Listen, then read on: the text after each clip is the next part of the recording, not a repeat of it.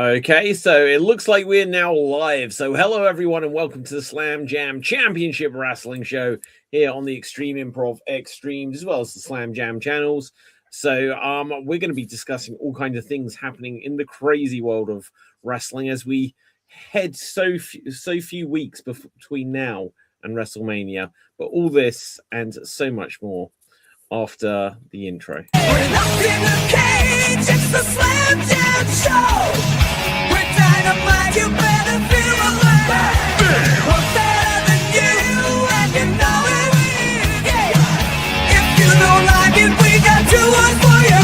Slam Jam, Slam Jam. Feel the power, feel the roar. Slam Jam, it's the smackdown you've been waiting for. You can't see us, Chico, you'll be serving hard time. Ooh, yeah. Slam Jam, and that's the bottom line. Slam Jam, now it's a Slam Jam wrestling show. We're live for the girl, it's the big show. You got no chance with Gorilla Boogie. That's the respect to us if you smell what we're cooking. It's a Slam Jam wrestling show. The champion's here. Snap into a Slam Jam. The Slam Jam show. Yeah, yo. Yeah. Oh, you didn't know. It's the Slam Jam show. Lead a glass. One big ass. It's the Slam Jam F1 show of you.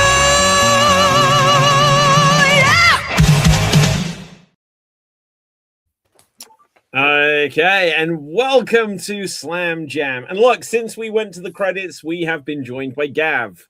So, I'm just happy to see TJ. Hey, Gav, long time. Yes. TJ, you was explaining to me that he's kind of like Captain America, where he's been frozen in million-year-old ice. Yeah, And, kind of. we have now retrieved him back into the modern world. I'm back. There you go. Yeah, absolutely. So, TJ, like, I have to see you're you not going to both be. too as well. Sorry. Let's just say Well, that. hey, what I'm worried about is TJ's going to be like, so what's happening with Cena's heel turn? And we're just going to be like, there's so much to catch up on. Wait, Cena's a heel now? What? Yeah. Yeah. Okay, well, TJ, say hello to the people. Hello, everyone. I'm TJ. For people that used to watch this show a few years ago, I was somewhat of a regular. Then I kind of disappeared. Yeah, as David said, I was frozen, and now I'm back. So yeah, I'll be more frequent. Okay, now someone who might actually just be frozen in another sense is Dave. I know you are moving. Say hello to the people. I am barely moving, but that's because I'm extremely tired. Yes, I'm Dave Jones Green. Here, as always, the Wrestling Encyclopedia, as I've been referred to in the group chat for some reason. Absolutely. Gav, we kind of started with you, but I don't think we really did an intro because we kind of segued immediately onto TJ. So say hello to the people. No, people. What do you want to talk about? I'm stealing everyone's gimmick. Yeah. So Yeah. And yeah, well, and I'm David, right? And I've stolen Dave's gimmick by being another David. But well, what can I say? We are less than a month until WrestleMania now. This is getting serious. Things are gearing up as we strangely have. Who here has seen Raw from this week? yeah. So, like, okay, well, great. This is a good start. Okay, well, Gav, at You least know you I don't watch the full shows, David. Come on. Okay. I watched do you know what, actually? the highlights. That's about it. Okay, so Yeah, same. in preparation for this show today, not only have I seen Raw, I have also seen Collision, Wow. and I also Damn. watched the most recent episode of Ring of Honor because I was Wow. like, I've got MyAEW now, so cool. let's see what Ring of Honor is. I tell you what, I didn't make it to the end. It was like the Thunderdome. It was. Do you remember like when they were like, oh, we're allowed about 10 people behind glass walls. They were in like the smallest studio. It was kind of like the NWA power shows from a few years ago. Right. but just with like about 15 people around the barrier in the So like smallest studio wrestling. studio. Yeah. And just that atmosphere and Evil Uno in the ring, it didn't bode well. So anyway, what's on any of your minds, guys? What do you guys want to talk about? What is there to talk about? I mean, the big thing I think I'm doing the group chat is that Sid is in the Hall of Fame. Yes. Kind of. Legacy, you know. Yeah, why is he in the legacy wing, for God's sake? Yeah, Well, do you know, we were saying that like Demolition are going in finally, and we are saying that that Crush isn't going in, and now someone may have been you, Gav, pointing out about his theme music now is kind of going in, so Crush is kind of going in like a tiny bit at a time. But yeah, no, that's great. That's it's crazy. Legacy Hall of Fame. He has main evented WrestleMania twice. 2-time WWE champion. 2-time WCW. Yeah. But we got to give way for the headliner. Who's Stephanie? Stephanie McMahon. Oh God. Mad, isn't it? Absolutely mad. That's so crazy. Sid, Demolition, and AJ Styles are going into the Hall of Fame. And the main eventer is Stephanie McMahon. So here's the thing. I mean, with the legacy wing, is that it's supposed to be for people that maybe like a bit too like in the past to sort of like make sense in the modern Hall of Fame and things like that. So like, the first inductees, like in 2016, were people like Lou Thez, Mildred Burke, George Hackenschmidt, people like that. Then the next year it's like Dr. Jerry Graham, Haystacks Calhoun, Ricky Dozan is like very important. It's all like important figures in the build-up of wrestling, things like that. Then it's Stan the Man Stasiak this year, Lord Alfred Hayes, people like that. So just burtling through some of these inductees, there have been some people that I'm quite surprised that weren't like. This is the first one I'm quite surprised as being part of that legacy wing. I don't see where Sid fits in with that thing, especially when he's such like a well known like character and thing like that. I mean, last year the legacy wing had Dory Funk Sr., Ivan Koloff, and Kamala. And that was TJ until next year, right? And that was TJ until next year, right? You were going through that list, right? Yeah, I've got it open. Lord Alfred Hayes should have gone in properly. Yeah, he should have. Yeah, but I just realized it's just the names of like from that bygone era. I don't know if Sid is a bygone era sort of name. You know what I mean? Well, hang on. Luna Vachon went into Legacy. Yeah, Luna Vachon was in Legacy. Yeah, it's very odd. So but I think as well. I think you pointed out in the group chat, David, who would induct him. I got the answer to that. Go on. Booker T. Because Booker T was brought into the industry by Sid. So that's interesting. Yeah, he started his in Stevie Ray's career. So Booker T could have like done the induction, and then the son could have accepted the award. So yeah. I think it's like one of those sort of things. Like, was he that well liked and things like that? I think there was always an argument against his passion for wrestling, wasn't there? Because there was that period in the 90s where he was in and out of the WWF because he wanted to play professional softball. Okay, I don't mean this to sound like in poor taste, but Arn Anderson should have definitely inducted him. Right? You know what I mean? He could have taken a stab at it at least, right? Now, it's fine. They could have got the acclaimed one alongside with him, says to me, Daddy, and all that stuff. Yeah, exactly. But yeah, that actually might be the reason. It could be the whole Triple H is in charge. You know, he's in love with Ric Flair and the Four Horsemen, so he's like, and Arn Anderson's just like every year, you're not inducting Sid this year, are you? And like, oh no, you know. But so that could be the reason. That could be the reason. And that's why we do what we do. Yeah, absolutely. I've got to give that shout out to that guy that does that impersonation. He's brilliant. Okay, so hang on. Have they not had a Legacy Hall of Fame for a few years? They had one last year with Oh yeah, Kamala. Dory Funk Senior. All right, yeah.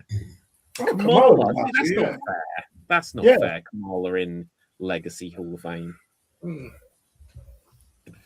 But so Sid is going into the Hall of Fame. Let's see. AJ Styles, Stephanie McMahon. Stephanie's going to be inducted by The Undertaker. Oh, really? They almost got married once, so Well, where to, Stephanie? Do you know what? I was just about to say Test, but obviously he's not here. So No, Yeah. exactly. Yeah, and so I wonder if anyone else will go in. So last year it was Luger, Michelle McCall, Triple H, Natural Disasters, Immortal Moment. Are they going to have an immortal moment? What immortal moment can go in? To keep that going, don't they? Well, if they had Bret Hart versus Steve Austin last year, I think if they're going to choose an immortal moment this year, it should probably be Mankind, Undertaker, Hell in a Cell. fair. Yeah. Fair. You know, what more immortal moment is there from? You know, you Hogan, could say Slam, and Andre. Hogan Slam. Hogan Andre, I suppose. Hogan Andre. Yeah. I don't know. Like, well, who would it? That will probably get in at some point, but who could induct that? Because now the only person that can logically induct that is Vince. Yeah, True. Yeah. Cena probably. Cena, he could say he always speaks about how Hogan's been his inspiration. That's the closest I can think of. Yeah, he does. Or at least he used to. So I mean, yeah, he kind of maybe tapered off on that in the last few years. Yeah. Could be Undertaker again, because he was around that era. Well, not that era, but he knew he was around when Andre was around and Hogan. So barely with Andre. Yeah, barely at that time. And didn't Undertaker Hogan could have inducted Sid? He wrestled him in the main event of Mania. True. Or Shawn Michaels, he was his. Oh, even that, yeah. I'm not sure that Undertaker inducting a Hogan moment with very good taste, considering that Hogan tried to literally bury his career by claiming that he'd injured his neck on that tombstone at the Survivor Series on the chair. One that missed him completely and was completely utterly safe. So yeah, I don't think Taker and Hogan were that good. No. Yeah. Away from me, brother. Okay, so so is there anything else other than like stuff like on the immediate like Raw, SmackDown? Since we were talking about Hall of Famers, guys like AJ Styles and then also John Cena, the guy that retired both of them does not have a match for WrestleMania. Yeah, we were talking about this last week. This is unforgivable. They've not got a plan for him, or they've not got a backup plan for him. Yeah. Well, you know, well, this is just it. He retired John Cena. With it, a few weeks later, he retires AJ Styles, and then has a lengthy feud with Dragon Lee. It's like talk about like momentum killer. But that was the second year on Ray, wasn't it? Right.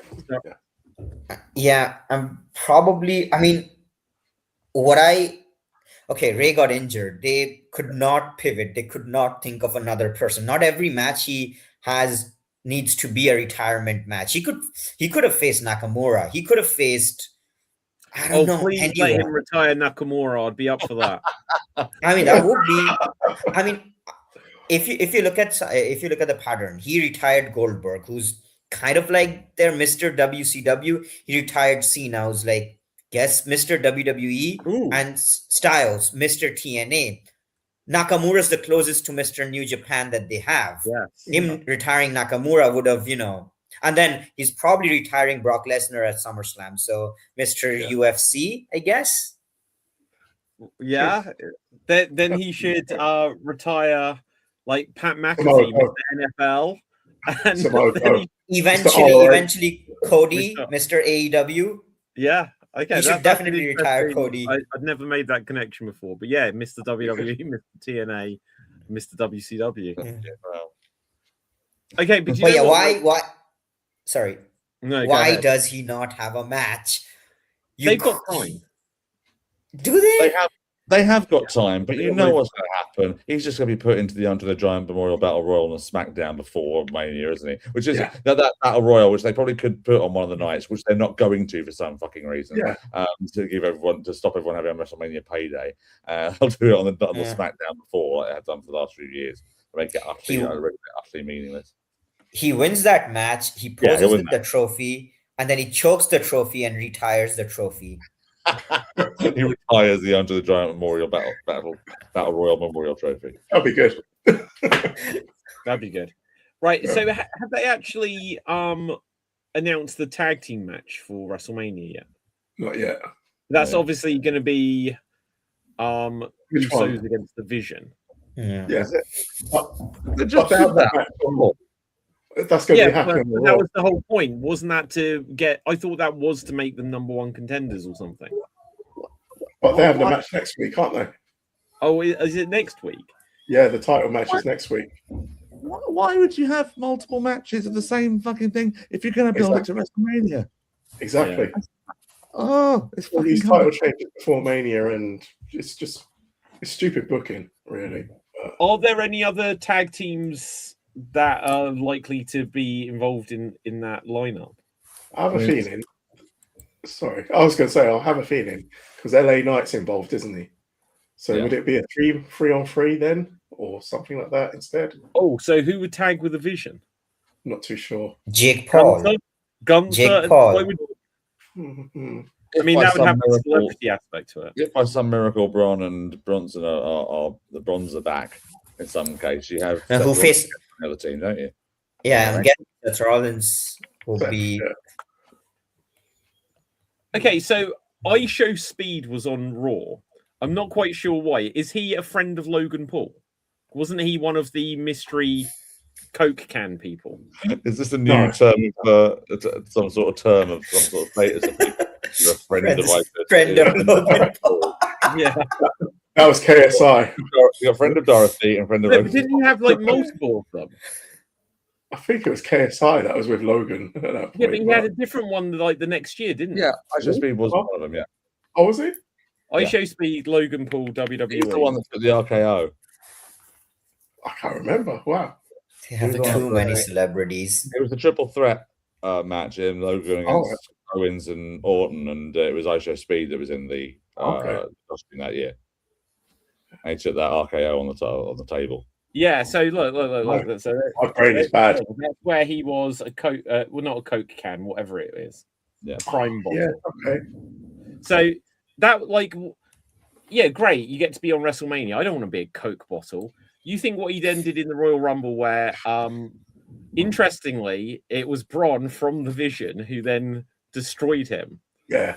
Right. So I don't know, but then on Raw, he was just hanging backstage with Penta and Dragon Lee and and then Danhausen and completely coming across like he's meant to be a babyface. Yeah. Which, to be fair, you know, why shouldn't he be a babyface just because he knows Logan Paul? Well, he got cursed, so I mean, it's fine. Yeah, exactly. Well, yeah, exactly. See, it should have been that he got cursed and then he became the Pepsi bottle. Guys, I've just realised that's the match. Gunther versus Danhausen. No, unless Gunther destroys Danhausen. Of course he will. Instead of putting the cursing bullshit. But can you imagine that? I don't trust them. Open challenge, and the lights go out. You know that fucking music. All does come out. It just lariats him and beats him in 5 seconds. That'd be pretty good. But I honestly wouldn't be surprised if Danhausen curses Gunther and then he starts losing. They take away the momentum. They think it's good comedy, but like I would not be surprised if they do that. I don't want to see that. Of course, I don't want to see that. I just don't trust WWE enough. Gunther seems to have completely avoided any like nonsense in his entire WWE career. He doesn't go for that. True. Yeah, I think that's true as well. I think he probably has input in what he's willing to do.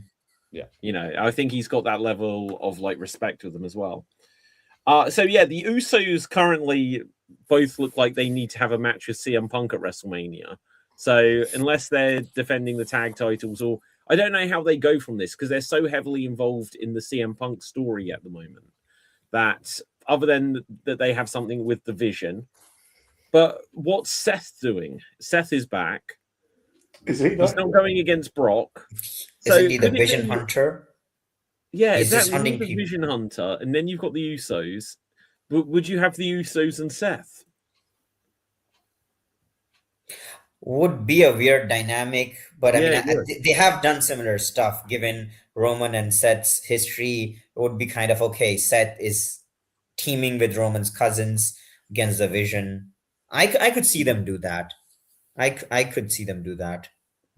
But have Seth and Roman ever made up? No. Nope. No, so that'd be super bizarre, right? Although Jimmy Uso seems to be okay with Punk, whereas Jay wants to kill him, and obviously Roman Yeah. does as well. So interesting stuff. What else? Are we going to talk about? Are we going to talk about Punk's promo? The sweating Jim. Yeah, the sweating Jim. What was that all about? I know that was the best. No, that was the best line in it. Everything else, Punk isn't quite what he used to be. Yeah, he doesn't have it as many like standout zinger lines as he used to. Is it because Roman is just that good? Like, there's nothing to really stab at apart from being a part timer. Because really, Roman did bring the company up. So Never thought I'd say this. Yeah. Punk is not where he used to be because Roman is that good. Words I never thought I'd say. Yeah. Well, it's getting a bit right. I've obviously not been watching the full shows, but it seems I'm watching the highlights and things like that. That there seems to be a very set routine and like ordering schedule for Raw's stuff at the moment. So it's like opening segment involving Heyman and Brock Lesnar, Oba Femi sort of segment, then like backstage set up matches later on, then like mid card title match, women's segment, but lower mid card match, main eventish match, that sort of thing, and then last segment is Punk versus Reigns in some promo thing again. Yeah, it's like last week was like, oh, you're old, punch down, and then this week he's trying to own the punch, and then but it's not really because he's like being, oh, I don't like react, I'm not reactionary to things like that. It's like you just did it last week. It's like you literally reacted to being cold old. Oh well, now I'm going to own it because this old man's going to put you down. It's like and then it ends with that sort of like Roman and Punk dynamic. Which I'm not saying it shouldn't do that. It's the main event of the Raw show on the main event of WrestleMania, so it should be getting the main event focus. But I don't know. I would kind of like to sort of like when I see the highlights, I'd like to see them actually like having some sort of physical altercation that isn't like preceded by a seemingly banal promo segment. Yeah. I also think it's very difficult for Punk to be what he used to be because if you look at Punk during his original run, he was like this anti-hero going against the authority, blah blah blah. Right now, WWE, they've always tried. I always say this: they've always tried to be the heel company. Right now, they're kind of trying to be the babyface company. And I'm not saying you cannot do good content, but you cannot have CM Punk as this anti-authority CM Punk if you also want him to be like, okay, I love this place, I want to be here, this is my dream. You can have good stories. You cannot have legendary stories that he used to have. I think, not being funny, like that was 10 or so years ago now, and people grow. So I don't think he should be that person. He should be who he is now. But you know, but it's just that over those 10 years, whether it's during his AEW run or even before he returned to wrestling, his entire online personality was bad-mouthing WWE. And now, for me, he doesn't feel the same because when he came back, it just seems like a complete reverse, opposite. Like, I love being here. It's my favorite place. It just, for me, it never felt authentic. But that's what it has to be, because when he came back, like for the first year and a half, every single promo was some little dig at AEW, and so now it's like, well, he's meant to have made up with Triple H and stuff like that, so he can't really be against the authority. And now the authority is Adam Pearce, so it's not even like a John Laurinaitis. There is no one for him to be against in the system. And He has to be WWE's changed so much since then as well. Yeah. He has to be against something like the Bloodline. Like Roman. But I mean, it sounds very cliched, but he could just turn heel. He could just go full heel in this, Roman. I saw a promo where Roman mentioned that Punk ruined his life with that podcast he did with Colt Cabana. Punk could be like, yeah, I did it. I have no regrets. I wanted to. I hate you. Do something like that. Make him look like the bad guy. I think that for me would be way more interesting than two baby faces, tweeners, whatever you call them, trying to just, see who's, I don't know, the more badass of the two. Who's more edgy. Instead of that, just have CM Punk turn heel. Have him turn heel. I also would not be surprised if that's how Punk wins. He wins by turning heel in the main event of WrestleMania. You don't know. Maybe the Usos cost Roman. Maybe it's Seth who. Maybe that's his thing. He costs Roman once again. Because we did hear rumors that there was a plan of them doing Seth versus Roman at WrestleMania, which again got derailed due to injury. So maybe, okay. So hear me out. Night 1 or even sometime in night 2, it's Seth Rollins and the Usos. You build this tension up. Roman's like, I don't trust this guy. The Usos are like, we need him. So you have Seth teaming up with Usos and they face the Vision, they win. You have CM Punk versus Roman Reigns. Shenanigans happen, the Usos interfere, and then you have Seth. You have the 3 people that were in the main event the previous night, and then Seth costs Roman the match. Not aligning with Punk, but he hates Roman that much more. He hates Roman more. Just like to try to do something within WrestleMania to set up Seth versus Roman. Like I just feel like that's not what I care to see for the next 3 months. If they built that up as a WrestleMania main event, it's like, oh, those two have they actually had a WrestleMania main event? They haven't, have they? Seth and Roman? Yeah, they've never had a WrestleMania main event. They were one where Seth came in. So last of the century, that's about it. Yeah. Isn't it? Yeah, well, exactly, right? So very true. Yeah. That wasn't a one-on-one match, though, as it was. Does anyone really care about that Shield thing? Like now, it's so long ago. They kind of killed that with the Cody match. That one with the multiple run-ins and him like the Shield gear trying to interfere. Roman light off. So then it was him like attacking Seth. That cost him the match, wasn't it? That was the sort of story there.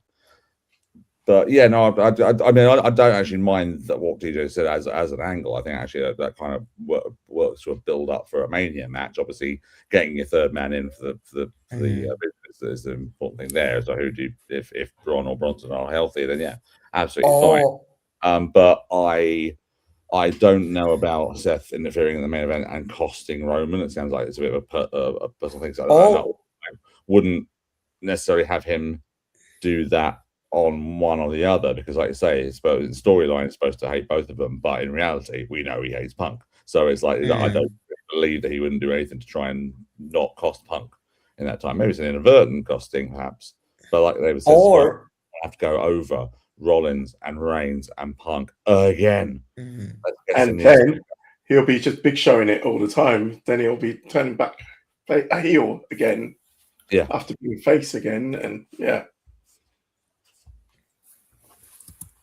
I do like the idea of Punk turning heel though. Punk turning heel would be interesting. Be good. I think I think Punk may have reached the point though where even if he's heel, he won't really be a heel, and he'll, no matter what he tries to do, the fans will cheer him, and he'll just like, well, these people know that I'm right, and then they'll be like, yeah, we agree, Does that remind you of somebody who just recently turned heel? Who? Randy Orton. Oh well, yeah, Yes, that's yeah. what you meant, right? Yeah. Oh, he was getting I don't know, cheered. but He no, was but against I'm here for Cody, attacking Mark Cardona. He was getting cheered. yeah. Well, exactly. So there's people that reach this legendary status where you can't really be a heel anymore. Because you think when a couple of years ago with The Rock, it's like, okay, we're gonna have to pivot and make him heel. Mhm. People loved it. People weren't like it's like now this is the badass version of The Rock. It's like they loved it. And it's like, you've then got a face there. Even if you try to turn like Roman completely heel now, he's now reached the status where Yeah. it's like we're too into this now. Yeah. They What love a- Paul Heyman. They love everyone. They love But- Brock. They what actually just coming back to Brock a second. So Heyman came out with Brock. Oba came out, and I think they tried to do something to they were chanting Oba because Oba has a nice ring to it, like the Goldberg rhythm stuff. One thing that was great, the whole audience, I was like, what are they doing? They were all of them were doing it. And that was great. But then that they'll cheer for Oba doing that, but they cheered for Brock when he came out as well. And there are just people that once they've reached this level, unless you're Matt Cardona, they will cheer you. So no one gives a shit about. Before we go to the Brock match, just one more comment about Roman Punk. What if Seth is the referee? It's still those three people from the main event. We don't even know if Seth is cleared to compete or not. Or if I don't know if I want that either. I mean, I don't either, but Like I somehow Seth is feel like doing something with Paul Heyman, which where's that going? Brock is wrestling Oba, so unless it has to be Logan Paul and Austin Theory, something to do with Seth. They could have a handicap match, but that would make both Theory. Yeah. So who's Seth going to have tag with him? Or he takes on one of LA them, Knight. in the corner. LA LA Knight and LA Seth Knight. versus. That's not an impossibility. But then what do the Usos do? They stand at the corner of Roman. Triple threat tag. Triple threat tag. Yeah. Triple threat tag. So what with who? Vision, Usos, Seth, and LA Knight. Done. That's I right. just leave Seth out of I that. think that makes Seth's mission of destroying the Vision. Suddenly it's like, oh well, occasionally I'll be attacking you. So right. Sorry, business is business. I don't know. It's just like Yeah. yeah. If Braun's back, they could just do Braun versus Seth. Yeah. Yeah, that's fine. It'll be like a fad. I shouldn't say that. I just had to hold back. It'd be like there have to be some kind of restriction on that match because they're both injured. Yeah. Kind Well, of they thing. could just, I don't know, Yeah, an unsanctioned street fight or something like this. yeah, something. Yeah. I don't know. Okay, slightly change of course here because I was just drifting through, trying to not drift. I was listening, guys, but I mean I was just trying to see if there's anything of note. And one thing that's interesting that's come up here, Stephen Borden Jr. made his New Japan debut, and I think we'll be safe just to play this because it looks like it's just fan footage. So there is Sting Jr. not dressed as Sting, which is probably smart. The NJPW Academy in the States, isn't it? He's in better shape than I think he was, obviously, when he had to do that thing for Sting's retirement. So he looks. Sorry, no, he was, but look, he looks a lot. Yeah, he looks more the part. He looks leaner, and he does. It's crazy how much he looks like Sting. Yeah. His punches are pretty similar, aren't they? Yeah.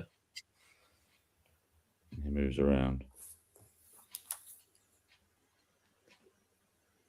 I mean, it's difficult to tell with a bunch of clips, but you have to see what he's actually like in a full-on match. Obviously, Well, this is yeah, against exactly. Yeah. so it's difficult to really have a complete opinion on the guy. Oh, Zinger splash. Right. Yeah. There's a bit Well, that of one was better. What? Oh, here he goes again. Oh no. Right. Well, look, it's his debut, and it says Yeah, he's it's had not there in enough. showcase. It's New Japan debut, so but he's had some matches already, so it's getting better. You know, still in his rookie year. So I mean, Yeah, that was a exactly. pretty well taken knee. Yeah, that was brilliant. Yeah. Well, anyway, so we'll see him on AEW soon. Yeah. Well, it has to be, doesn't it? Like, Yeah. Sting's still associated with them, isn't he? Yeah. And he's not going to go. Sometime AEW Revolution in 6 years' time, we headlined by Steve Borden Jr. versus Brody Lee Jr. Wow. Oh, How old is Brody Lee Jr.? He's about 17, I think. 15. Yeah, 17. That's insane. 15. Wow, 15. 15. Oh, 15. Okay. All right, I was going to say. Wow. Yeah. He's the GCW clusterfuck champion, of course, as we know. So. Won the clusterfuck Is that an last actual year. thing? Well, he won the clusterfuck match last year at Mania Weekend. Jesus, I don't know anything about that. It's him versus Joey Janela at this year's GCW Mania Oh, Weekend. really? Wow. They've got some sort of license for him to be able to wrestle. So it's, I Wow. think it was like 15 or Yeah. 16, however old he is.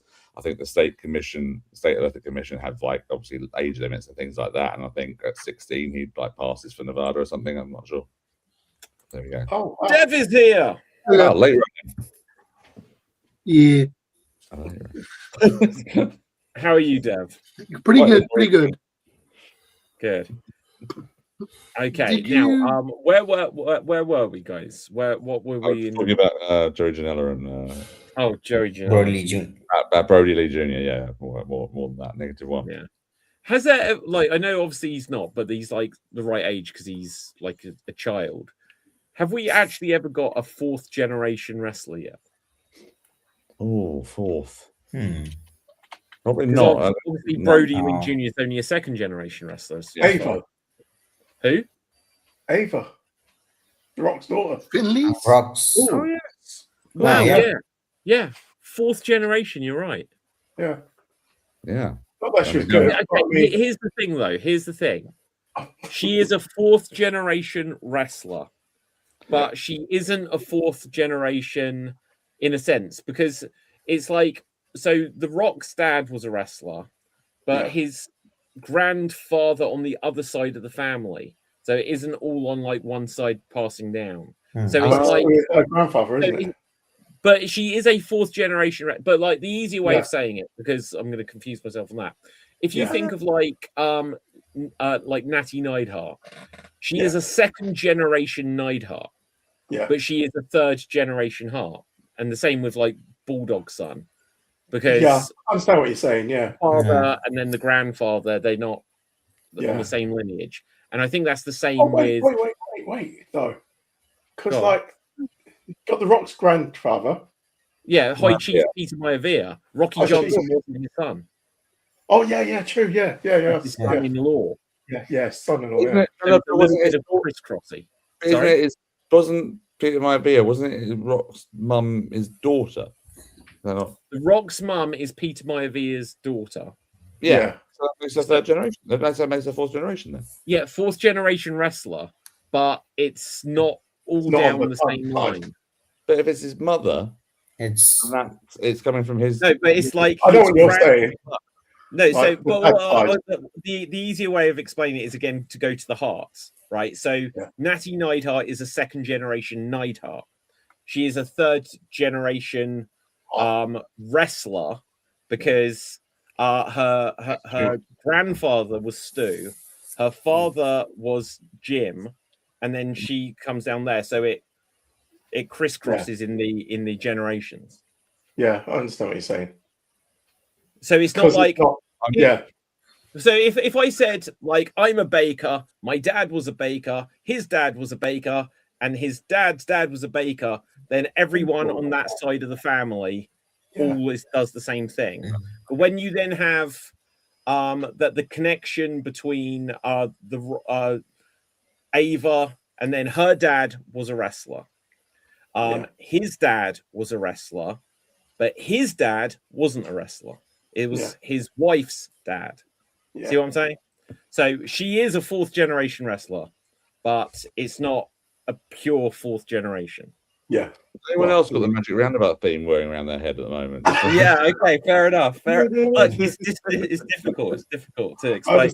This whole week, I've been trying to record a video, like for the Geek Battle show, about like a theory I've got about Back to the Future, and you tried discussing how time works. It's freaking hard. So, like, this is tricky. I actually went to watch the Back to the Future at the theatre this past week. The musical. Oh, wow, really? Yeah. It's good, isn't it? It is really good. It's really good. That is probably the show I've had the most fun ever seeing. With the DeLorean at the end as well. Yeah. Oh my god, it flies. Crazy. Yeah. Spoiler, sorry. Not wrestling, but should be wrestling. Right. Yeah. But okay. What else is going on in the world of wrestling? Dave, what have you got? Just to completely update us all, Brody Lee Jr. is 14 years old. Oh, wow. Well, there was a WWE Tag Team Champion who was younger. I was gonna say that. Was that guy in a match with Joey Janela at a spring break this year? No. So this card. This is the card for at the moment for Game Changer Wrestling's Joey Janela spring break this year. You got world title match of whoever that champion is, because Koga or something like that, against the new Hayabusa. But you got a couple of different regular matches, but two of their big matches they got for spring break this year is, as aforementioned, Joey Janela versus Brody Lee Jr., 14-year-old boy, first wrestling match officially, and you've also got the retirement match of the Sandman on there. Have you heard who the Sandman is wrestling? Yeah. Well, okay, I believe so. I've seen a clip. Who? The Invisible Man. Yeah. Sandman versus Invisible Man. That's match of the year right there. I saw him falling over in a segment. I didn't actually watch it properly. And I was like, has he got attacked by John Cena kind of thing? But I didn't realize it was that. Okay. Hey, that need anything that's on Mania. I wanna. The only thing that can up this match is if that match is refereed by the Invisible Stan. Yeah, I'll say that'd be great. The Invisible Man versus Invisible Stan was a classic. Oh, that was awesome. So was Bryce Remsburg the referee of that? Yes. Yeah. Bryce Remsburg show with the door being like broken. Do you know what? That was brilliant, actually. It was so good. The best part was that the fans, they were into it. They played along. Oh yeah, totally. It was so good. Yeah, I hope that wasn't an expensive ticket, right? That's all I'm saying. You went there and I've seen clips of it. I don't know how long the match lasted. It's just like 10 minutes. How was the show you saw tonight? Well, 10 minutes of it was just the referee reacting to nothing happening. Right. Anyway, that's because you saw it without the goggles. You needed the glasses to see the match happening. That's a you problem. That is a me problem. Dev, you had your hand up. What have you got for us? So during a live stream of basically there was a live stream by Ted DiBiase's lawyer where they were discussing the charges and stuff. Yeah. And Ted DiBiase Jr. got a phone call and confirmed that he needs to book tickets for the 19th. So they've self-confirmed the Cody match will be on the day 2. Wait. So what's Ted DiBiase got to do with this? What? Say all again. Because Ted DiBiase Jr. Legacy. Yeah. So they've taken that they've been hinting that Randy Orton had called Ted DiBiase Jr. Does anyone care about that? No, they haven't. Did we discuss this on last week's show? I thought someone said that.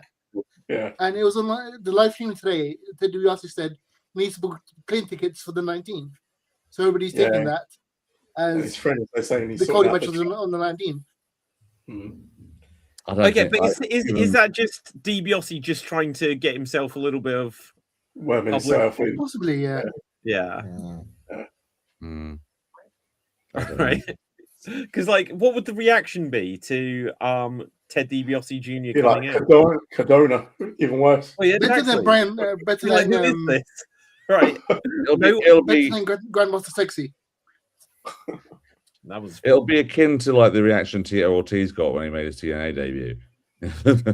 Silent. Who got their TNA I debut? remember TNA that they were doing the surprise debut of Tito Ortiz in TNA. I remember when Bobby Fish turned up in TNA. Yeah. And it was not just silent; it was like Where's negative. the lie? Yeah. I know it was as silent as that was. Yeah, it was very funny. Oh, that was rough. That was rough. Okay, so like, guys, there wasn't much for me. Like I said at the top of the show, I watched Collision. Do you know what? I actually started to go back and watch last week's Dynamite because I didn't see it in between because it took me 4 days to watch the pay-per-view from a week ago. Okay, so if anyone has been watching, I've seen little bits of Collision when it's just like, oh, there's wrestling on ITV4 or whatever it is. Is Collision just like absolutely such a B show? It is just a glorified Sunday Night Heat nowadays. Because there was no story advancement at all. There can be sometimes, depending on what they're doing and what the week's going to be. I think when it's a live Collision, it tends to be more story driven and a little bit more energy as well. But this week they had like they were coming off the I think basketball matches on both Saturday. So they had like a Saturday one and a Sunday one. So that's why. Okay, I was going to say because on my AEW it was like an hour show. Yeah, and I was like, what? And so then I had to, okay. So that it was just kind of like this week's a bit of a dud. Yeah. Okay, I won't give up. They sometimes have that. It depends on whether they are taping, I think, straight after Dynamite or not. And most of the time, if they're taping straight after Dynamite, they'll just stick to like it being just matches to keep the crowd happy, things like that. Anything story stuff will be done in the backstage sort of segment. I usually watch AEW, the weekly shows, the pay-per-view, but I don't watch Collision. I don't got time for that. I don't watch Collision. This is the first time I've watched Collision since CM Punk left, so I was a little bit like underwhelmed, if I'm completely honest. There was good matches, but it was the most forgettable show I've seen since I watched Ring of Honor on AEW. I also don't watch Ring of Honor. I don't watch unless there's.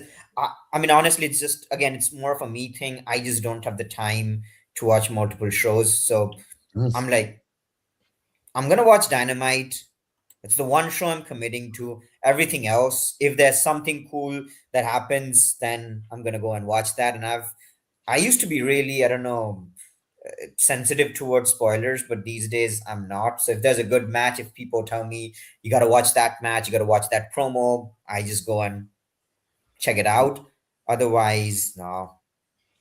And I watch the pay-per-views, PLEs, whatever you call them, from AEW. I watch all of them, and from WWE, the big 4, big 5 for sure. And if I know there's a big match or an interesting story going somewhere, then I watch that. So yeah, certainly. Yeah, it's always the way. It's just too much. There is too much wrestling on the moment. Yeah.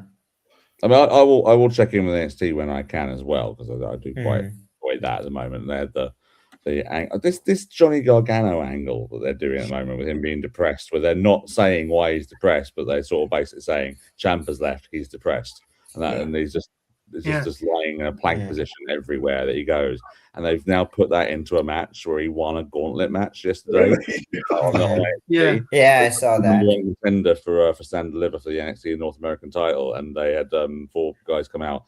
A guy called Shiloh Hill basically eliminated all 3 guys, and then the last guy eliminated, his stablemates attacked him and threw him back in the ring. And Gargano was just wasn't doing anything and just got sort of in the corner, and Candice just pushed him into the cover, and he planked on the cover and got the win. And it was funny, but it's also like, are we building to a serious title match here at the pay-per-view? We got Gargano, and they're doing something with the machine guns as well on SmackDown. They're turning them here to join Johnny. Is that the idea? I think they're going to split up. They're turning Saban heel. If they split them up, machine guns. They can't split the machine guns up. That would be absolute game over for them. Yeah, that would basically put them both into complete obscurity. Why would you do that? Now, what I was going to quickly say on the Gargano Ciampa situation is so funny that they've got this storyline about the fact that he's got Ciampa's in AEW. And this was something I was going to mention from this collision that I watched with Ciampa, because I was watching when I was watching it, he wrestled Leo Rush. Leo Rush has got a new gimmick. Has anyone the seen dog. it? Yeah, He's the demon character. I'm not going to lie. This is the first time I've seen it. I loved it. It's Like, the first time he's done it. It's the first time he's done it. Is this Like, the first time he's done it? Right. Okay. Like, So he genuinely, I would be freaking shitting myself if I was across the ring from him. I think at one point on commentary, whoever it was, like Nigel McGuinness or whatever, said like he's like Gollum, and I was like, he is. He's running on all fours, and I've never seen anything like this in as a wrestling character before. And I was like, this is great. It might grow old, but I kind of was doing a bit of work. It's like, what's he doing? And I was captivated.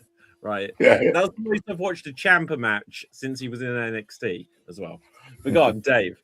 I was going to say, Leo Rush has done a sort of variation on this character for quite a few years. He used to do this sort of dark, sort of like sided character in the indies. So he had like a feud with Joe Janela in CCW where he would like take Canadian destroyers off of a ladder and just get straight back up for like things like that. And he's been doing that sort of thing, and he's been doing that variation of it, like sort of over here on the indies. So he did a little run in Progress wrestling, where he was doing this sort of like this sort of character. I forget what he calls the name of it. Blackheart. Blackheart, thank you. And he's fighting Ciampa. But he's changed Yeah. it a bit here, where it's just the contacts and the shaved head now and things like that. But I would hope that's where it stays. Yeah, Gollum is a perfect. Description. Okay, hang on. Look, I'm going to risk just so we can see a tiny bit of it here. Yeah, but he was also on the battle. His entrance was very cool. Bloody hell! 22 That looks is like, cool. Wow. Holy shit, that looks cool. It's kind of like the one thing I sort of question is he's still called Leo Rush. You kind of want a sort of a moniker that describes the character here, don't you? Yeah. Yeah, well, you know, Even if you was to go Feral Rush.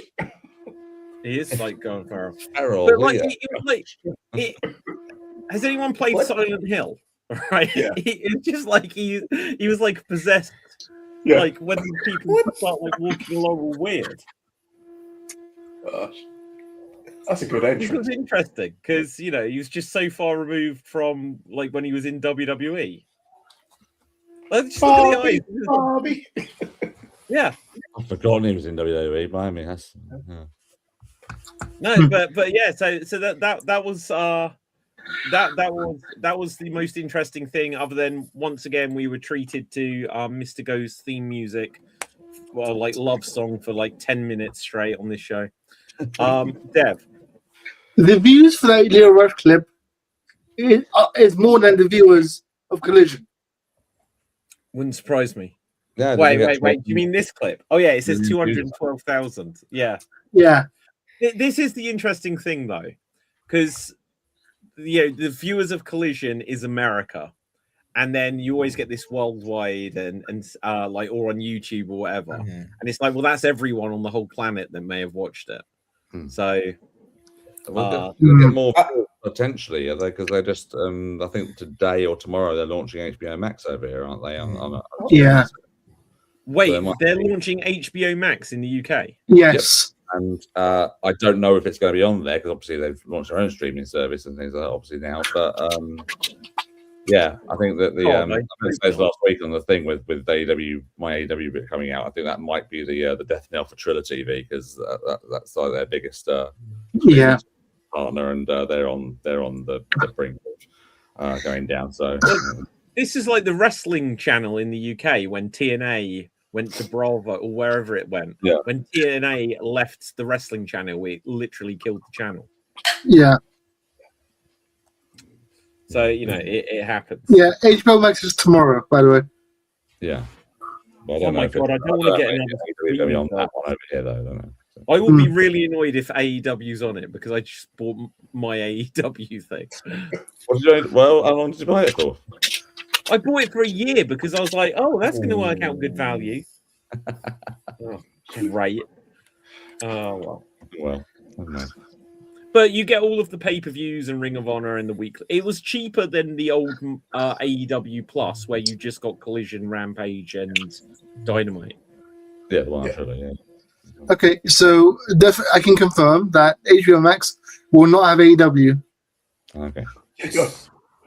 There you Right. go. Do you know how much HBO Max is? Give me a second.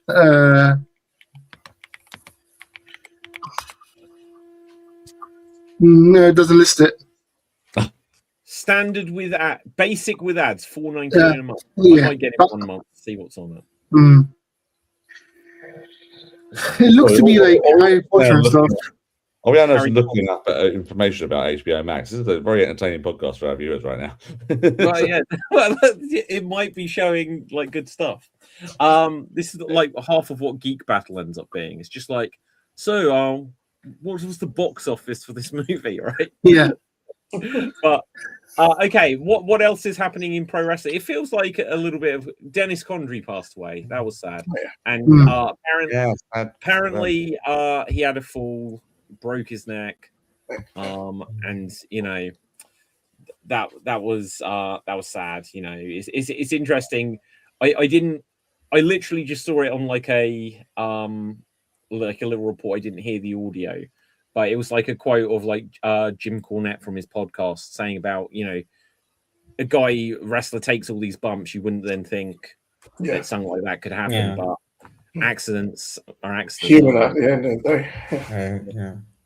See, like the strange thing is that I know mostly Dennis Condrey by reputation because my variant of the Midnight Express was Stan Lane and beautiful Bobby Eaton. And then there was whatever where I guess Paul Heyman brought in the original Midnight Express, but this is such a vague memory for me. But still very sad, especially because Bobby Eaton passed away a couple of years ago as well. So that's and the Midnight Express, probably because Cornette is controversial, may or may not ever get inducted into the Hall of Fame. They need to be.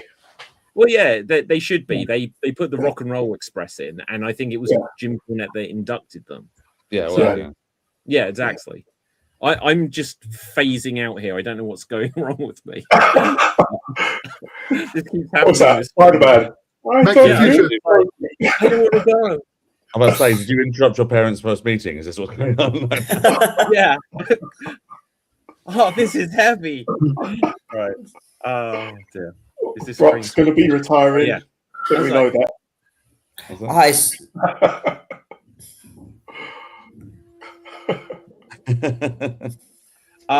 going to be retiring? What was this thing about Rey Mysterio retiring? Oh, Gunther was supposed to retire Mysterio at WrestleMania. Yeah, Ray, but then I think Ray's hold out. I think I saw a quote saying he wants to hold out for Dom to do the honors. Oh, really? I think he should. Yeah, he should. Like, imagine not finishing that story off like that. And also, Rey Mysterio. Like, I'm not saying Rey Mysterio should definitely retire in WWE, but what they should do is in AAA to give it a huge thing. Have Ray defeat Dom for the AAA Mega Championship. And then, so if he's injured and he won't be at Mania, then it is what it is. But then do it at SummerSlam or something. Have Ray versus Dom. So just like Cena beat Dom for the championship and Dom got the win back. Have Ray beat Dom for the championship and then get the win back. Just do it that way around. Here is my counter argument. Sorry, Dev, you're saying. So what you're saying is because of Cena, Ray loses another title. Another world title. Because of Cena, Ray loses another world title. Was that because wait, what tell me, remind me what basically you remember like a few years ago when Ray won the WWE title for like 5 minutes, an hour, and then lost to Cena. Yeah. So because Cena won the title of Dom, and Dom is winning the title of Ray, it's to me Ray's gonna get his return, like comeback from Ray instead of Cena. Kind of, yeah. Yeah. Go on, TJ. What you got? My counter argument to your theory. So I'm gonna get into a bit of fantasy booking over here. So before I get to that, I read this rumor that because they couldn't do Gunther versus Ray at Hmm. WrestleMania, they might be doing it in the show in Turin, which for me would be great because I live in Italy. I can just go there and watch Gunther retire someone. So, but here's my counter argument to Dom retiring Ray would be great. However, I think this is the fantasy booking. I think it tells a better story. It builds more character if Gunther does it. So hear me out. Not right now. This Gunther goes, he retires Lesnar, whoever else is there. He's this proper career killer. Ray comes out and Ray says he thinks his time is up. He wants to retire and he wants to have his last match against Dom. He challenges Dom to a match and Dom comes out and he's this cocky heel. He's like, no, I don't want to face you. I'm not gonna give you that, I'm not gonna give you that feeling of being facing me as your last opponent. He just walks out. Gunther comes out. Gunther's like, I'll be happy to do it. If you haven't noticed, I retired quite a few people. Ray doesn't want to accept it. But then over the next few weeks, Gunther, I don't know, he's walking in the backstage area and he shoves Dom and he threatens Ray. He's like, if you don't face me, I'm going to beat up your son. Ray reluctantly agrees to face Gunther. They have their match. And then Dom helps Gunther. No. Imagine that. Like, so imagine, hang on, sorry, I know I'm hijacking your story, but from what you said, it's like Ray is like, Dom's like, I'm not going to wrestle you. And then Gunther's like, I'll do it. And then he comes out with Dominic and he's going like this. He's like, I'll break your son's neck if you don't agree to fight me. And so then Ray's like, yeah, we're reconciling. And then in the match, it turns out it was a ploy between Gunther. Yeah. and Dom. That's what you get beat. That'd be funny. That would be funny. But what I'm hinting towards is quite the opposite. It's you have the match. Gunther doesn't just want to retire Ray. He wants to retire the mask. So he's like, I'm not on, just like he was like, I'm gonna make Cena tap. He's like, I'm gonna unmask Rey Mysterio. You have the match, and at one point, Gunther tries to unmask Ray, and that's where Dom comes out. He's like, no, I might hate Ray, but I know what that mask means to him. You do something, Gunther still wins, takes the mask off, Ray's retired, and he takes the mask and he walks out. You have Ray and Dom reconciling because Dom is pretty popular. At one point, they're gonna have to turn him babyface. This is how you do the babyface turn, and then you build to Dominic Mysterio versus Gunther, maybe even for the mask. Or Gunther's like, this mask has no value to me. He just beats Ray, throws the mask, steps on it, walks out. Dom picks it up. You have your WrestleMania match, Dom versus Gunther. Dom comes out wearing the mask, of course, during his entrance, not during the match. And you are building Gunther up for him to be dethroned by a babyface Dominic Mysterio. That's your big feud. Because while you are building Gunther as a big supervillain, you also need someone to beat him. And you have Dom be that person. That's my counter argument. Dom beating Ray would be nice, but Dom's too popular right now. At one point, they're going to have to turn him babyface. Will he lose that popularity if he turns babyface, though? I think so. I think there's a risk. I don't know. I think there's a way of doing that, and I think I kind of like the idea that you're saying of like this whole thing of actually no, there is a bit of tradition still left in Dom that he understands the meaning of the mark, of it, and things like that, and being the one that wants to do it himself and that sort of thing. And maybe, and let's face it, in the lineage of Judgment Day, obviously it was Edge returned on, then Rhea, and then Damien, and then Finn. So Dominic's next, and they are turning face and turning Judgment Day, turning on him sort of situation. So that could tie in there as well. So you know, it's the weird thing. the Judgment Day is going to become an all-female group, isn't it? Yeah. JD. It's gone that way. It was all guys, and now it's just going to end up as an all-female group. I don't think that's ever happened before in pro wrestling. Rhea's going to join. Rhea's going to join back. Rhea's going to join back. I think that would be difficult, but they could They kick out JD. and got rid of Dom and got rid of JD as well. Jesus. Yeah. Just have like Dom and his like little arm. Yeah. Okay, so who's Dom going to? Is it Dom versus Finn at Mania? Probably. Yes. Yeah. Probably. On the if it was just Are we getting Demon? could be. He did not use the demon against Brock Lesnar, but Dom, that's where he uses the demon. Yes, the bigger threat. Yeah. I remember a few years ago they did Brock Lesnar versus Finn, and he does not use the demon. But against Baron Corbin, that's where he brings the demon. Again, Brings the the demon threat. against Baron Corbin. He's no Brock Lesnar for a Universal title match. It's freaking Baron Corbin. That's where he brings the demon. Do you know the weird thing is, because you've got Damien and R-Truth are the tag team champions on SmackDown, right? Yeah. If Finn were to rejoin them, like what would that group be called? Because obviously R-Truth was kind of in the Judgment Day. He wasn't. And Rhea kind of, would still be associated to that. So this, speaking about the Midnight Express earlier, because obviously you had Condrey, and who was the other original Midnight Express? Something Rose. What was his name? Was it Buddy Rose or something like this? Buddy Rose. Yeah, something like this, right? So he left, and then it was Condrey and Eaton. Then Condrey left, and then it was Stan Lane and Eaton. So then you had like it's like the Sugar Babes, if you remember that, where none of the original members were in it. And then you ended up having the original members not allowed to be called the original name anymore. Randy So Rose. when Edge retires, he could come back to WWE to reform the Judgment Day as Judgment Night or something like this. Or Judgment Night. Afterlife. Afterlife. Yeah. Or if we are really going there, Apocalypse. Apocalypse, or since Finn Balor was a part of the Judgment Day, and Finn Balor's the guy that formed the Bullet Club. They had this philosophy, Bullet Club for life. So you have many extensions of the Wonder where Bullet they got Club. that You have idea Bullet Club. Well, they got that idea from someone who stole it from another group from originally from New Japan. Wait, so But- okay, but that's a good point. That is a good point. But did they say for life? That I don't know. That probably Okay. not. That was probably. But the thing is, every extension of the Bullet Club is considered Bullet Club Gold, the Firing Squad, even the Elite. They were originally Bullet Club, the Elite.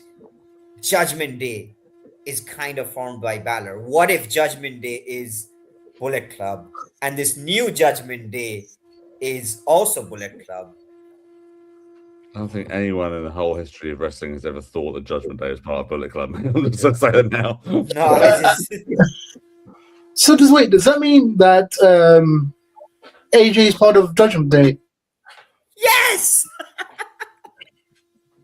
Why would you Wait, give? I think this is one of those like a thumb is a finger, but not a free finger is a thumb. Kind of thing. Is Dennis Rodman in the Judgment Day?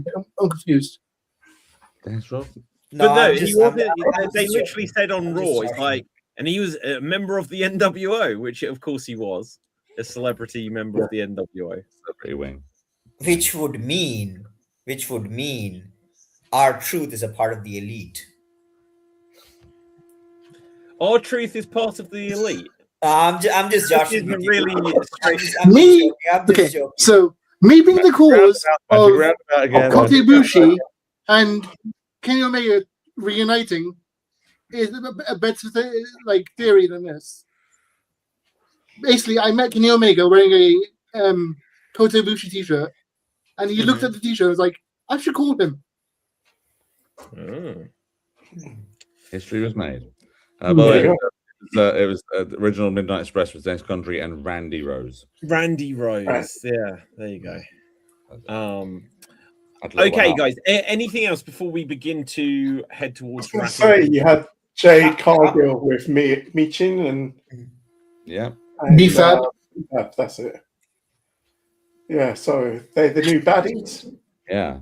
No, That's you a baddies. proper if you can't beat them, join them Join- situation. Because it was like we can't beat this girl, we'll just join her. Yeah, exactly. That's exactly what Logan Paul did with the Vision, though, isn't it? And now he's the only one left. Yeah, True. Yeah. It actually happened to kill. I blame Danhausen.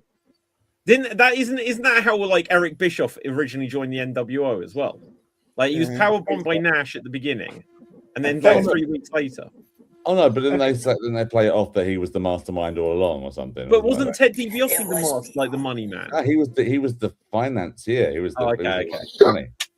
But I was going to say, Jade actually done that in AEW as well with Red Velvet and was it Kira Hogan? Was it? Gosh, I don't Them remember. two as well, so- It's literally both Tony Khan and Triple H trying to cover up the fact that Jade can't wrestle, so they pair him up with better wrestlers. She doesn't need to wrestle. She's going to get movie roles. Like She injures people.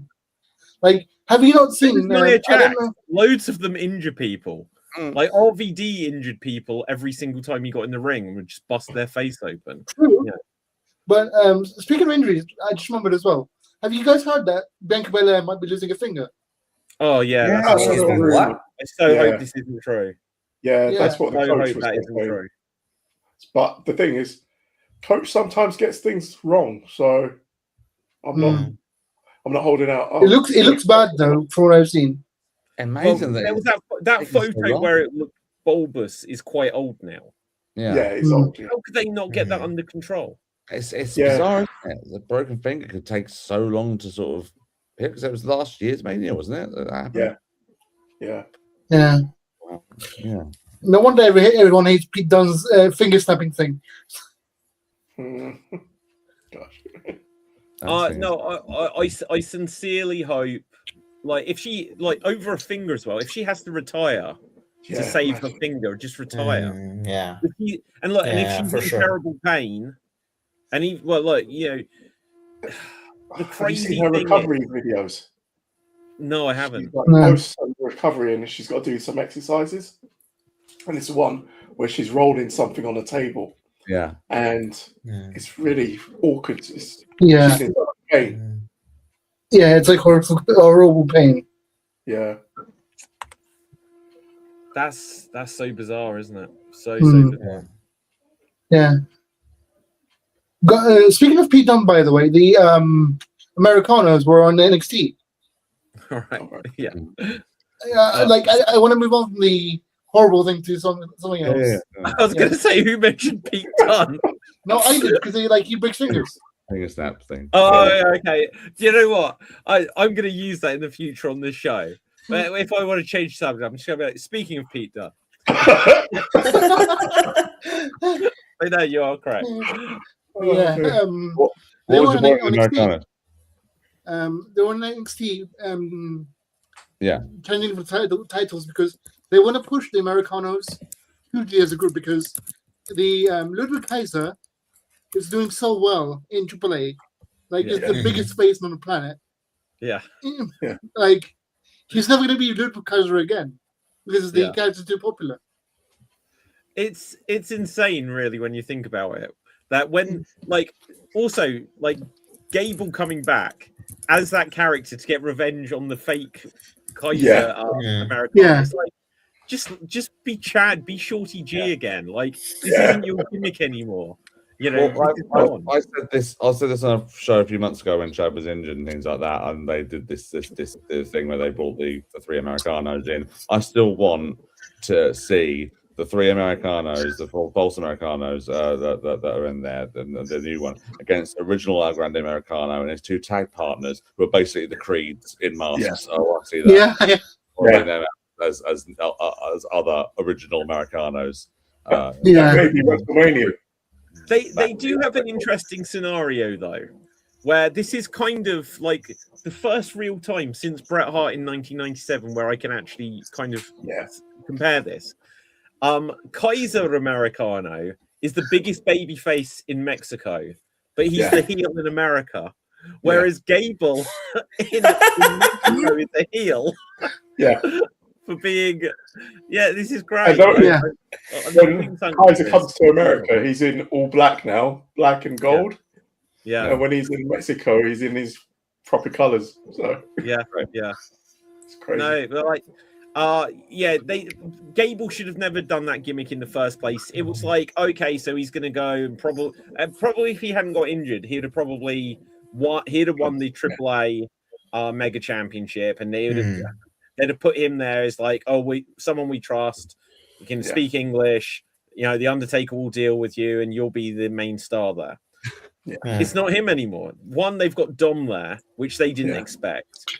And now they've got Americano. And like the craziest thing is like AAA is obviously a long-standing promotion, and their two biggest stars are not forced by WWE, but literally two WWE guys. Like but AAA is also WWE now. Well, that's what I mean. So it's like when you had WWE ECW, and Kane was a champion. And the ECW champion is the Big Show, and it's like and like Tommy Dreamer got it. It's like the one original ECW guy years later, but everyone else like Jack Swagger and that. In AAA, like the main event is legitimately Ludwig Kaiser and Dominic Mysterio, and the Mexican fan base are like, bring it on. they don't have their own homegrown talent, you know, which is crazy. Yeah. Did you see talking about AAA and like the differences obviously between the contracted wrestlers and things like that? Did you see that that WWE like really forced their hand by firing one of the AAA guys recently, El Hamburguesa? Hamburguesa.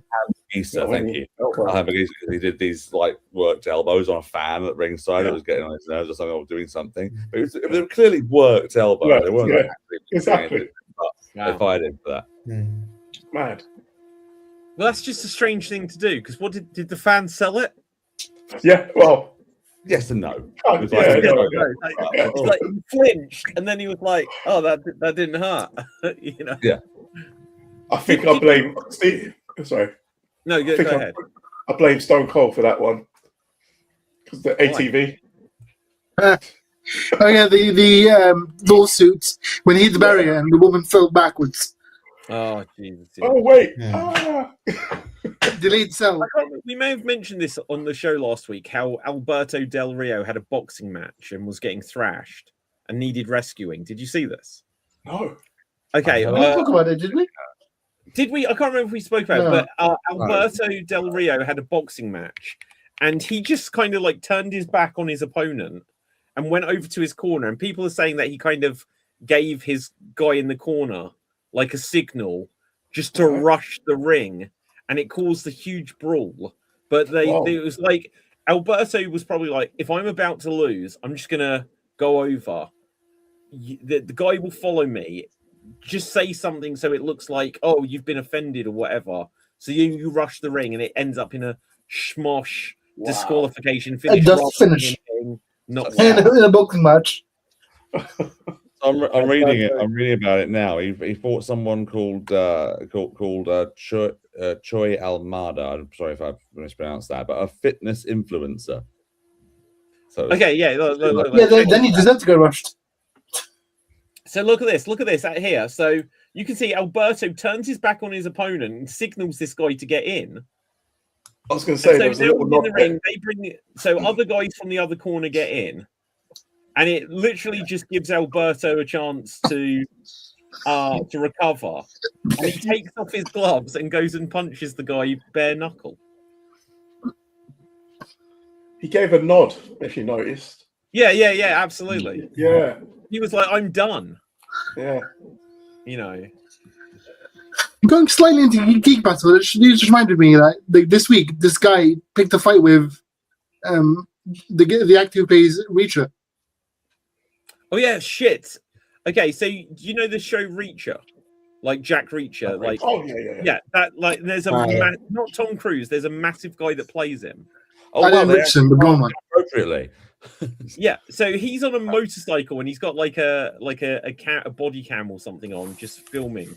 And this guy gets in front of him, and so Jack Reacher beat this guy up, and the police have let him get away with it because the other guy, started it. But that's a story, isn't it? You got beaten up by Jack Reed. Yeah. Like he's threatening him and his kids apparently. Okay, so let me ask you this, guys. Right. So to bring it back to wrestling, and then we can kind of wrap it up there. If you could get beaten up by one wrestler, and you can kind of add in some of the details or whatever, who would you want to get into a fight? I'm not saying who do you want to get in a fight. Haku. You want that to be your story. If I die, I die. No, okay. You will die. You will. Okay. Because people are going to be like Danhausen. It's like, yeah, but if you want a story about that one, yeah. My life is pretty cursed already. I don't want an additional curse. No. Yeah. LA Knight would be so pissed. Do you know what? I love that Danhausen hasn't even worked out the hand movements. They're like, it's different every time. You are. It's like there's no pose definitely to finish to copy. Do you know what I love about it?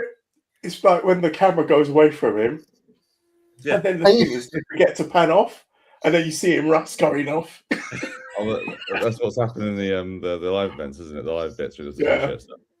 Yeah.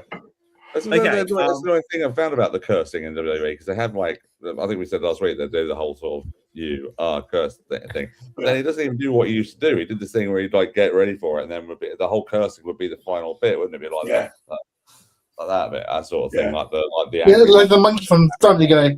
Yeah, exactly like that. Yeah, so I was just doing that. That's it. You know what? I want him to bump into William Regal again, and I want them to play off the fitting curse thing that they did in AEW just somehow.